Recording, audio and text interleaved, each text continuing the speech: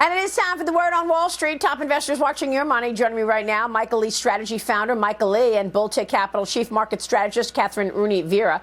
Great to see you guys this morning. Welcome. Kathryn, kicking things off with you, as Janet Yellen and former Treasury Secretary Larry Summers are both saying that more work is needed from the Federal Reserve to bring inflation down. Of course, the Fed's target is 2%, which is way down from where we are right now. Larry Summers also saying this weekend that we may very well enter a recession later on in the year. He's still worried about policy. Your reaction, and what does that mean to the macro story? Yeah, Larry Summers has been talking about this for quite some time. I think often at odds with Janet Yellen.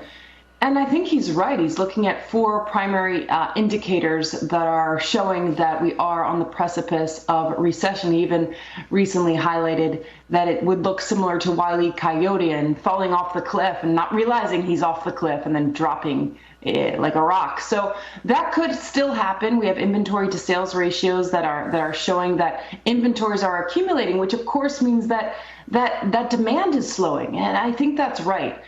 The question I think that is still out there, and a lot of us economists are debating, is whether that needs to coincide with a jump in the unemployment rate. And I still think it does. You have demand forces and you have supply forces both working to push inflation higher. It's lower than it was at the peak. The peak was 9%. Now we're at 6%. But as you say, Maria, that's way off of the 2% target. There's fiscal factors in effect. The U.S. deficit is still 6% of GDP. We're talking about a debt ceiling limit of $30 trillion. The Fed is no longer effectively monetizing by buying those treasuries. So there's a lot of risks at play here. And I do think it's going to require, Maria, a contraction in demand, which is precipitated by loss of jobs. I mean, people who lose their jobs start to tighten their belt. And that's, I think, what's going to require inflation to come down. And who's at fault? There are a lot of factors here. There's monetary, there's fiscal, there's government factors, there's supply factors. But I think it's going to take a recession to get us back to that 2% target. Kathryn, you real quick, what does it mean for you? Do you want to buy stocks here or avoid?